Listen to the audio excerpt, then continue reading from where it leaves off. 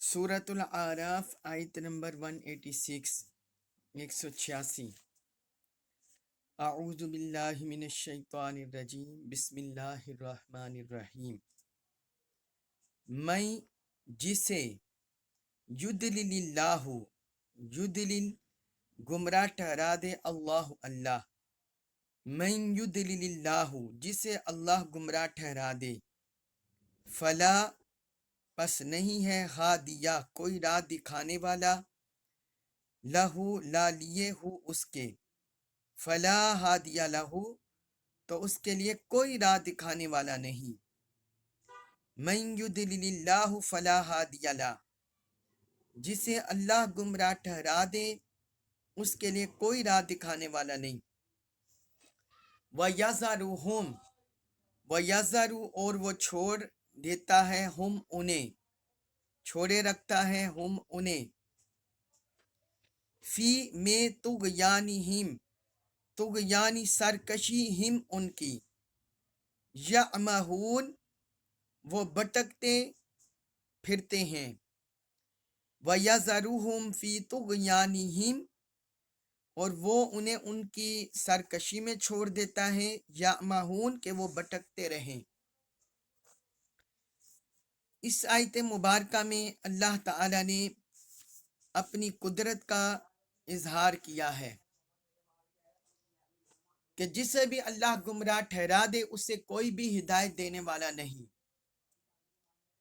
इससे इसको पढ़कर किसी के ज़हन में ये सवाल आ सकता है कि जब अल्लाह ताला किसी को गुमराह ठहरा देता है तो फिर कोई बंदा जितनी मर्जी कोशिश करता रहे उसने तो हिदायत पर आना नहीं, लिहाजा उसका नमाज़ें पढ़ने का, अल्लाह की तरफ आने का, कलिमा पढ़ने का, इबादत करने का फिर तो कोई फ़ायदा नहीं।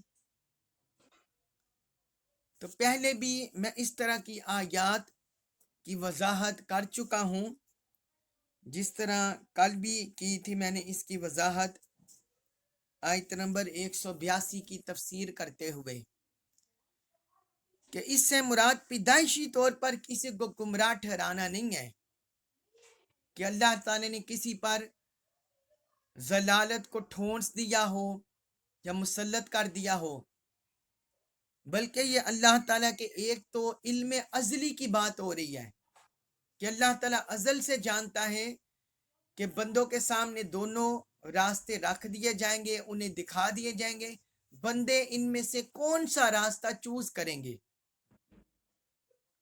एक तो इल्म अज़ली की तरफ इशारा होता है अल्लाह ताला के, और दूसरा कि जब कोई इंसान मुसलसल गुमराही की तरफ जाता रहता है, कुफर में बढ़ता रहता है, हट दर्मी, अल्लाह से बगावत, अल्लाह की नाफरमानी, इसको मुसलसल इख्तियार करता है, सरकशी इख्तियार करता है, हुदूद से तजावुज कर जाता है, तो गोया वो फिर उस पर ऐसा लम्हा आता है कि उसमें दावत हक को कबूल करने की इस्तिदाद नहीं होती। वो अपने ऊपर खुद अपने दिल में हिदायत के दाखिल होने के रास्ते बंद कर लेता है, अपने ऊपर खुद पाबंदियां लगा लेता है। तो वो ऐसी स्टेज होती है कि गोया उसके बारे में अल्लाह ताला ने फरमाया मन युदिलिल्लाह, कि वो शख्स अल्लाह की तरफ से गुमराही का मुस्तहिक हो जाता है और वो शख्स हिदायत से महरूम हो जाता है। इसमें अल्लाह रब्बुल इज्जत और अल्लाह की तालीमात का कोई कसूर नहीं होता, बल्कि उस शख्स के बद अमालियां, बद किरदारियां, बद किरदारी और उस शख्स का कुफर, उसकी सरकशी, वही उसे इस अंजाम तक ले आती है। तो फरमाया फला हादियाला, जो इस अंजाम तक पहुंच जाता है तो उसके लिए फिर कोई हिदायत पाने वाला नहीं होता, कोई उसे राह दिखाने वाला नहीं होता, फिर वो हिदायत से महरूम रह जाता है। اور آگے فرمایا وَيَذَرُهُمْ فِي طُغْيَانِهِمْ، اور وہ انہیں سرکشی میں چھوڑ دیتا ہے۔ اب یہ دیکھیں فی طغیانہم، یہاں جو اللہ تعالیٰ نے فرما دیا آگے، تو یہ خود من یضلل اللہ اس کی وضاحت کر رہا ہے کہ ایسے لوگ اپنی سرکشی میں بڑھتے چلے جاتے ہیں، ظلم میں اضافہ کرتے چلے جاتے ہیں، کفر میں اضافہ کرتے چلے جاتے ہیں۔ جس طرح کوئی بندہ بد پرہیزی کر کے یا جو اس کے جسم کے خلاف چیزیں ہوتی ہیں ان کو کھا کھا کر اپنے معدے کو خراب کر لے، اپنے معدے کو، اپنے جگر کو خراب کر لے، اور پھر وہ اس سٹیج پر پہنچ جائے کہ اس پر کوئی میڈیسن اثر نہیں ہوتی، تو کیا کوئی بندہ کہے گا کہ یہ جو میڈیسن بنائی گئی ہے اس میں یہ انگریڈینٹس نہیں ہیں؟ انگریڈینٹس اس میڈیسن میں ہوتے ہیں، لیکن اس بندے کی بیماری اس قدر پیچیدہ ہو جاتی ہے کہ کوئی دوا اس پر اثر نہیں کرتی۔ تو کفر، طغیانی، شر، اس کا بھی یہی حال ہوتا ہے۔ جب کوئی بندہ سرکشی میں، طغیانی میں، اللہ کی نافرمانی میں اس حد تک بڑھتا چلا جاتا ہے تو وہ ہدایت کے راستے خود اپنے اوپر بند کر لیتا ہے۔ تو اس کو اللہ تعالیٰ نے بیان کیا کہ دراصل یہ اللہ کی طرف سے اس پر بدبختی کی مہر لگ جاتی ہے، جو ہم سورۃ البقرہ میں شروع میں بھی پڑھے، ختم اللہ علی قلوبہم وعلی سمعہم، کہ اللہ تعالیٰ نے ان کے دلوں پر مہر لگا دی اور ان کے کانوں پر، وعلی ابصارہم غشاوۃ، اور ان کی آنکھوں پر پردہ ہے۔ تو جو بدبختی کے اس سٹیج پر پہنچ جاتے ہیں، اس حالت پر پہنچ جاتے ہیں، وہ دراصل ہدایت الہی سے دائمی طور پر محروم رہ جاتے ہیں۔ تو فرمایا وَيَذَرُهُمْ فِي طُغْيَانِهِمْ، وہ انہیں ان کی سرکشی میں چھوڑ دیتے ہیں، یعمہون، تاکہ وہ بھٹکتے رہیں، بھٹکتے پھریں۔ تو پھر رب کی طرف سے گرفت ہوتی ہے، پھر آخرت کا دور شروع ہوتا ہے، کسی کے عذاب وہ دنیا میں ہی شروع ہو جاتا ہے، پھر آخرت میں بھی عذاب میں گرفتار ہوتا ہے، اور کوئی دنیا میں بچ جاتے ہیں، آخرت میں دروازے کھل جاتے ہیں عذاب کے۔ تو یہ دونوں طرح مالک کے ہاتھ میں ہے، جیسے اللہ رب العزت کسی کے ساتھ چاہے۔ اس کے بعد ہے سورۃ الاعراف آیت نمبر 187، 187، اس میں فرمایا یسألونکا، یسألونا وہ سوال کرتے ہیں، کا آپ سے، کا ضمیر خطاب کی ہے، واحد ضمیر مخاطب، یسألونکا وہ آپ سے سوال کرتے ہیں، عن الساعتی، ان متعلق الساعتی قیامت کے، وہ آپ سے قیامت کے بارے میں سوال کرتے ہیں، ایانا کب، مرساہا، ایانا کا مطلب ہوتا ہے کب، اور مرساہا کا مطلب ہوتا ہے اس کے وقوع کا وقت۔ مرسا وقوع کا وقت، ہاں اس کے، ہاں ضمیر یہ قیامت کی طرف، الساعہ کی طرف اشارہ کاری ہے۔ ایانا کب ہے، مرساہا اس کے وقوع کا وقت، قیامت کے وقوع کا وقت۔ قل آپ فرما دیں، انما بے شک، صرف، علمہا علم، ہا اس کا، عندہ نزدیک، ربی میرے رب کے۔ قل انما علمہا عند ربی، آپ فرما دیں کہ اس کا علم صرف میرے رب کے پاس ہے۔ لا نہیں، یجلیہا، یجلی وہ ظاہر کرے گا، ہا اسے، لوقتہا، لوقتی وقت پر، ہا اس کے مقررہ وقت پر، الا مگر ہوا وہی، فرمایا لا یجلیہا لوقتہا الا ہوا، اس کے مقررہ وقت پر صرف وہی اسے ظاہر کرے گا۔ ہوا اشارہ ہے اللہ کی طرف کہ اس کے مقررہ وقت پر صرف وہی اللہ اسے ظاہر کرے گا۔ ثقلت، وہ باری ہے، بوجھل ہے، فی السماواتی آسمانوں میں، والارض اور زمین میں، آسمانوں پر اور زمین پر، یعنی آسمانوں اور زمین کے رہنے والوں پر وہ بوجھل ہے، باری ہے۔ لا نہیں، تأتی وہ آئے گی، یہ اشارہ ہے قیامت کی طرف، لا نہیں تأتی وہ آئے گی، کم تمہارے پاس، الا مگر بغتتن اچانک، لا تأتیکم الا بغتتن وہ تم پر اچانک آ جائے گی، یسألونکا یسألون وہ سوال کرتے ہیں کا آپ سے، کا انا گویا، کا آپ، حفیون کھوج میں ہے، انہا اس کے بارے میں، یسألون کا وہ آپ سے سوال کرتے ہیں، کا انا کا حفیون انہا گویا کہ آپ اس کے کھوج میں لگے ہوئے ہیں۔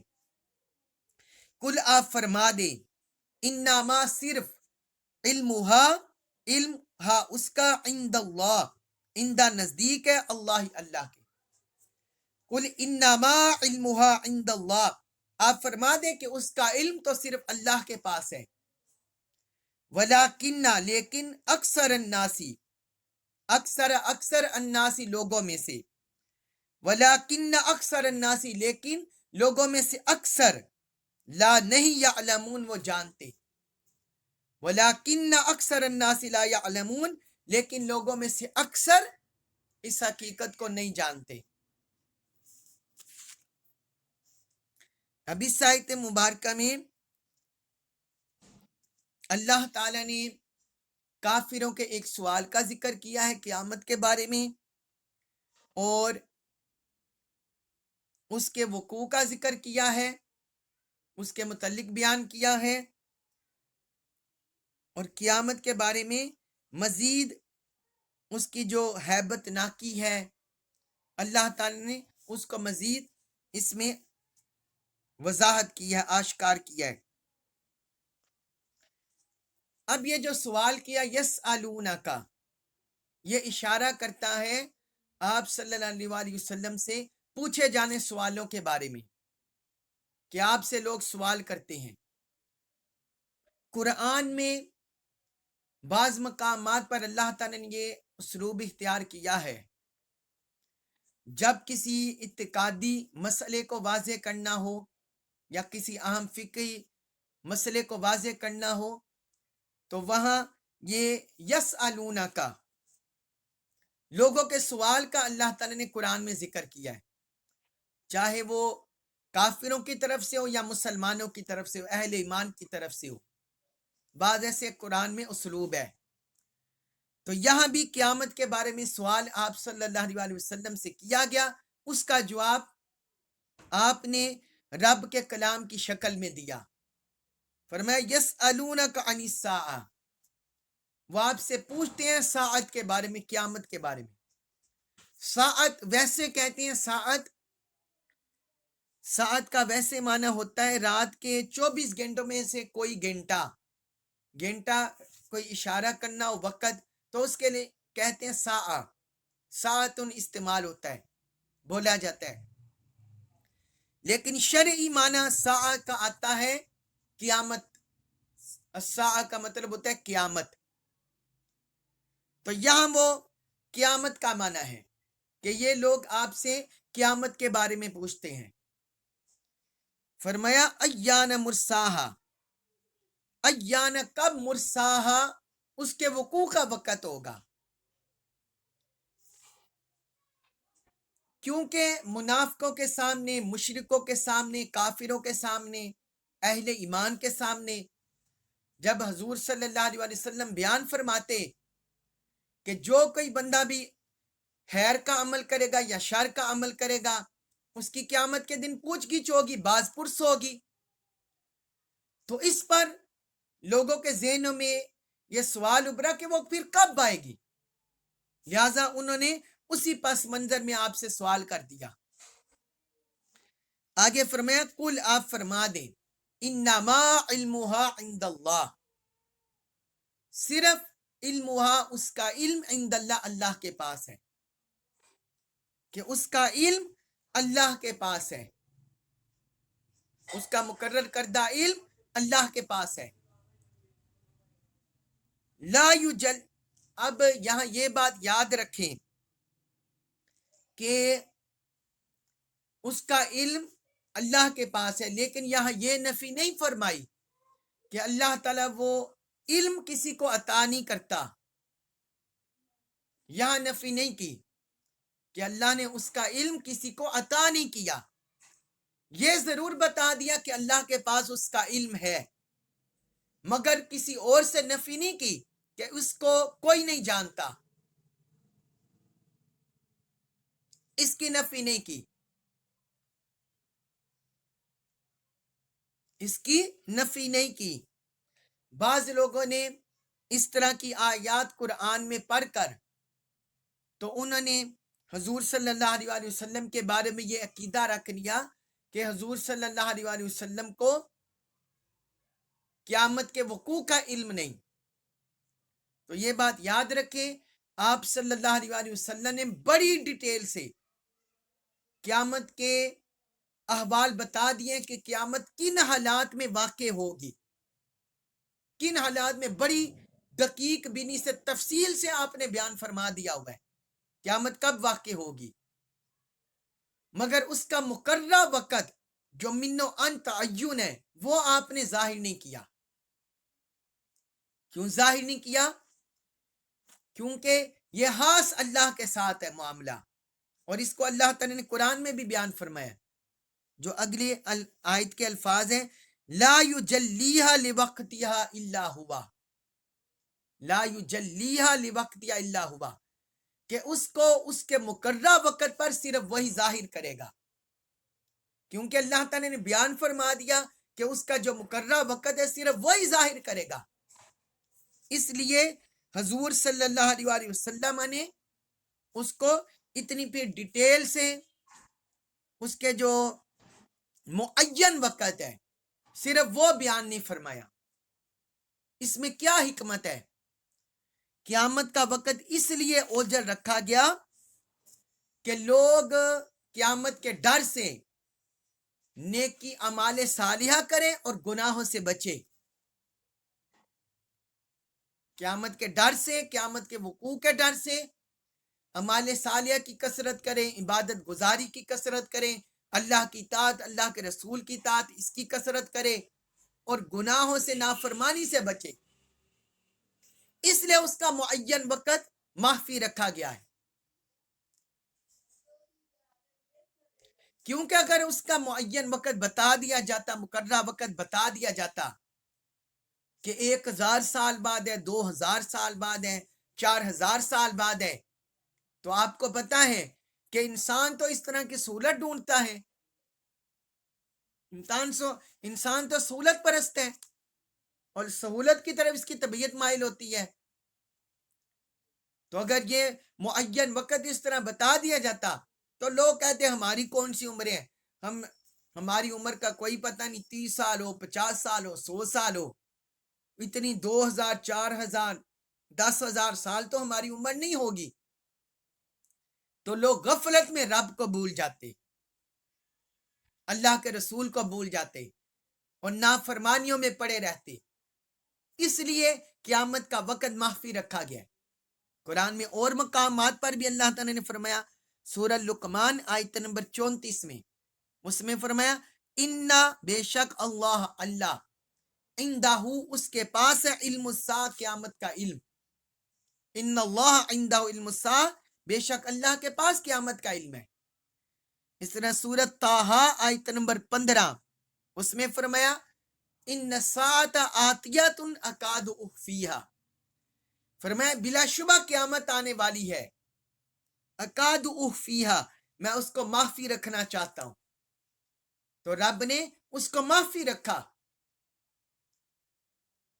تاکہ لوگ اس کے ڈر سے، رب کی پکڑ کی گرفت سے اعمال صالحہ کی طرف رغبت کریں، ایمان کی طرف رغبت کریں، ایمان کی طرف رغبت کریں.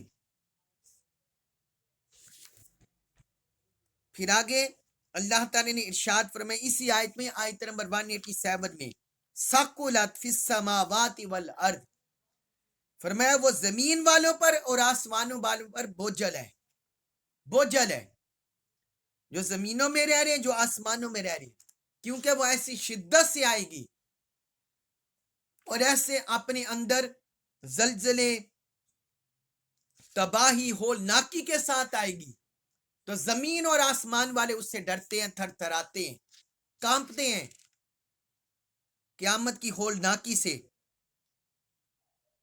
سورۃ الحج میں بھی اللہ تعالیٰ نے بیان فرمایا کہ قیامت کیسے آئے گی۔ فرمایا یا ایھا الناس اتقوا ربکم ان زلزلۃ الساعۃ شیء عظیم۔ فرمایا اے لوگو تم اپنے رب سے ڈر جاؤ، ان زلزلۃ الساعۃ شیء عظیم، جو قیامت کا زلزلہ ہے وہ بڑی چیز ہے۔ سورۃ الحج آیت نمبر 1 میں اللہ تعالیٰ نے بیان فرمایا قیامت کی ہولناکی کو، اور اللہ تعالیٰ نے اس میں آگے فرمایا قیامت کی ہولناکی کا ذکر کرتے ہوئے فرمایا، قیامت کی ہولناکی کا ذکر کرتے ہوئے اسی سورۃ الحج میں آیت نمبر 2 میں ساتھ یوم ترونہا تذہل کل مرضعۃ عما ارضعت، فرمایا جس دن تم دیکھو گے ہر دودھ پلانے والی اپنے بچے کو بھول جائے گی، وَتَضَعُ كُلُّ ذَاتِ حَمْلٍ حَمْلَهَا، اور ہر حاملہ عورت اپنا حمل گرا دے گی، پریگننٹ وہ گرا دے گی، وَتَرَى النَّاسَ سُکارا، اور تو لوگوں کو نشے کی حالت میں دیکھو گے، وَمَا هُمْ بِسُکارا، حالانکہ وہ نشے اور مدہوشی میں نہیں ہوں گے، وَلَكِنَّ عَذَابَ اللَّهِ شَدِيدٌ، لیکن اللہ کا عذاب ہی اتنا سخت ہوگا۔ زمین اور آسمان والے قیامت سے کپ کپاتے ہیں، اللہ تعالیٰ نے اس لیے یہاں ذکر کیا۔ پھر آگے فرمایا لا تاتیکم الا بغتہ، فرمایا وہ اچانک تمہارے پاس آئے گی۔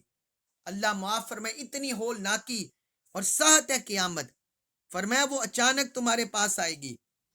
یسألونک کأنک حفی عنہا، آگے فرمایا اے حبیب یہ لوگ آپ سے قیامت کے بارے میں ایسے پوچھتے ہیں گویا کہ آپ اس کے پیچھے لگے ہوئے ہیں، گویا کہ آپ اس کے کھوج میں لگے ہوئے ہیں، یہ اس طرح آپ سے سوال کر رہے ہیں گویا کہ آپ اس کی کھوج میں لگے ہوئے ہیں۔ حفیون کا مطلب ہوتا ہے، حفیون کسی چیز کے متعلق معلومات حاصل کرنے کی بڑی کوشش کرنا،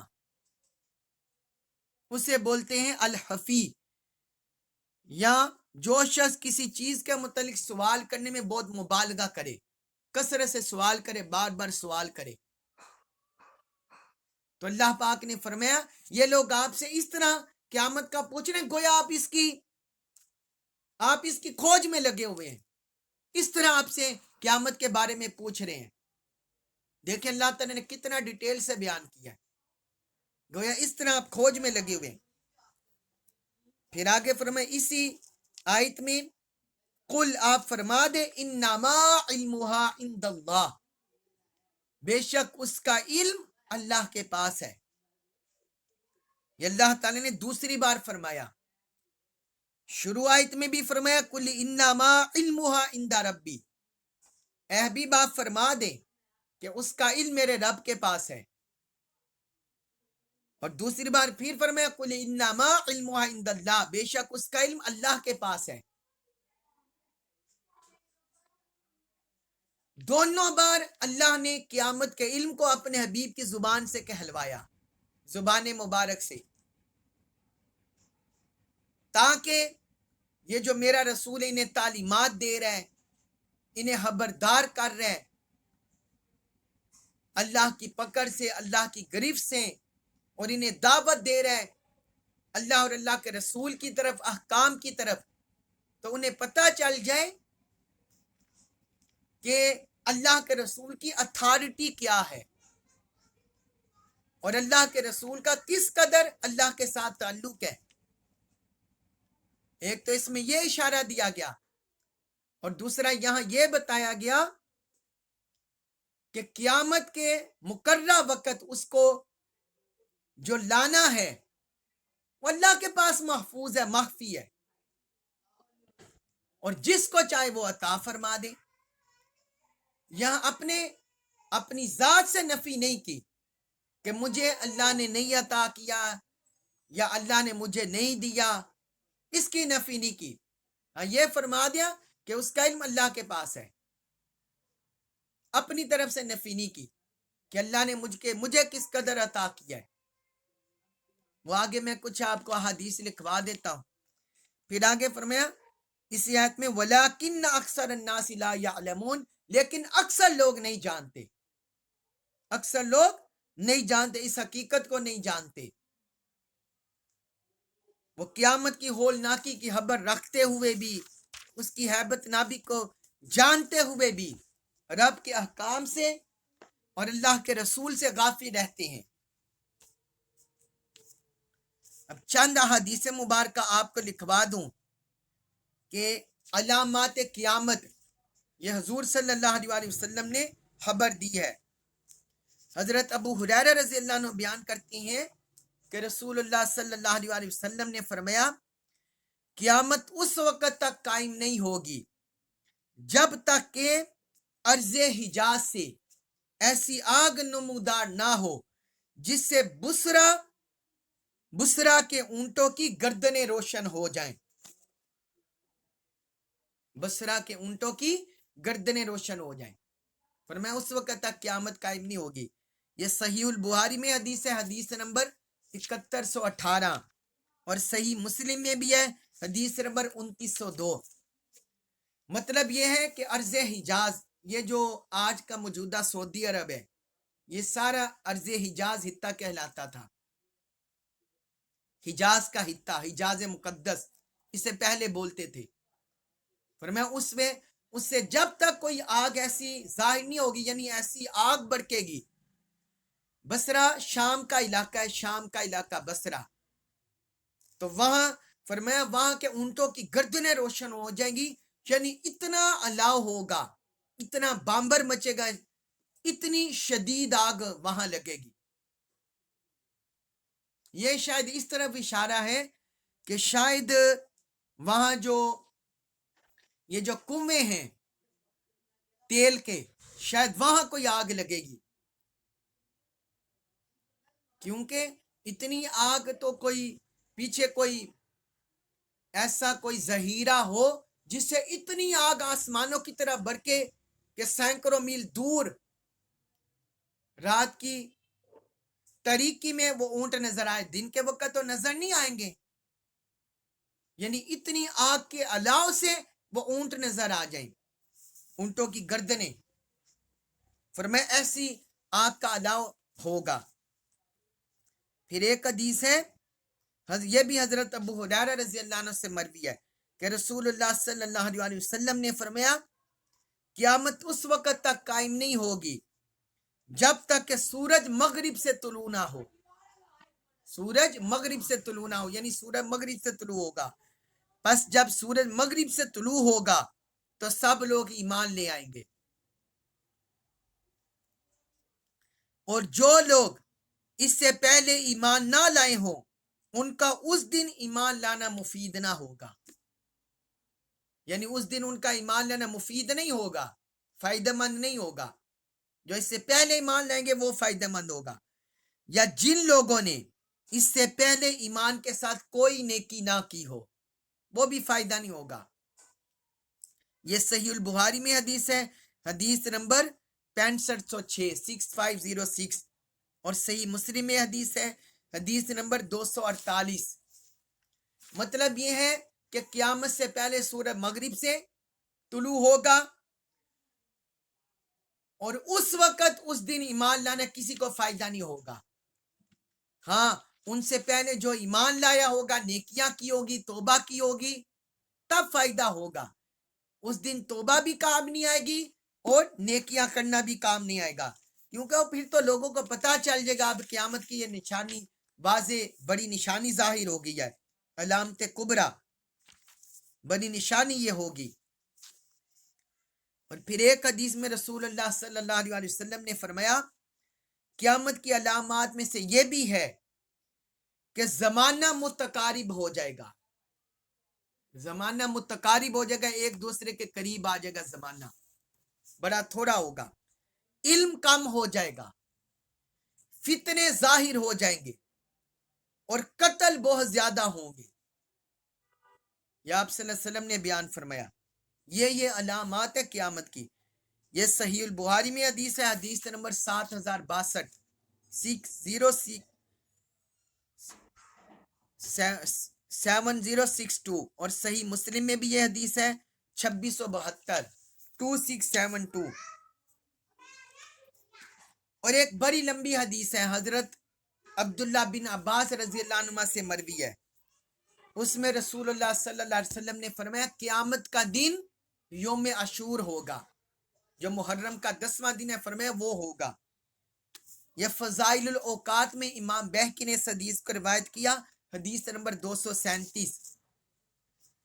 اور ایک حدیث میں حضور نبی اکرم صلی اللہ علیہ وسلم نے فرمایا سب سے بہتر دن جس میں سورج طلوع ہوتا ہے وہ جمعہ کا دن ہے.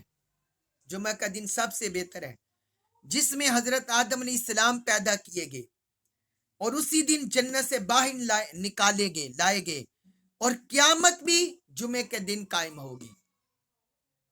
یہ بھی حضور صلی اللہ علیہ وسلم نے بیان فرمایا.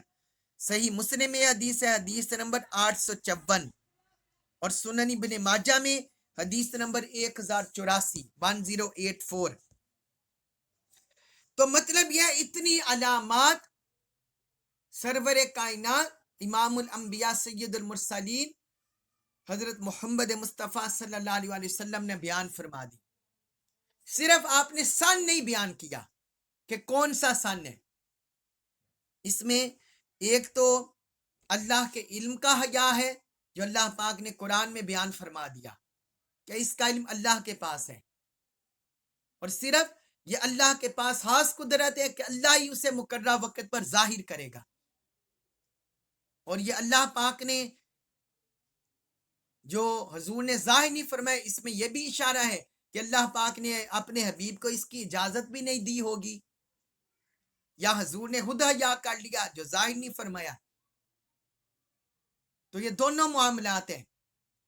مگر آقا علیہ الصلوۃ والسلام کے ان حدیث سے ہمیں پتہ چلتا ہے کہ حضور کو علم تھا، حضور کو علم ہے کہ قیامت کا وقوع کب ہوگا، مگر اللہ کے علم کا حیا کرتے ہوئے اور بندوں کو سستی کاہلی سے بچاتے ہوئے آقا علیہ الصلوۃ والسلام نے بیان نہیں فرمایا، حضور نے بیان نہیں فرمایا.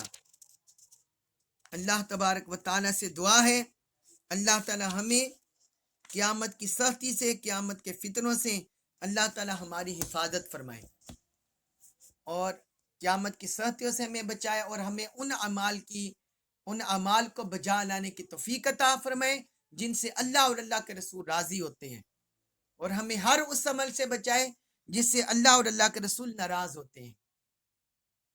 اللہ تبارک و تعالی ہمیں قرآن مجید کا کامل فہم نصیب فرمائے، ہمیں اس پر عمل پیرا ہونے کی توفیق عطا فرمائے. وما علیہ الا البلاغ المبین.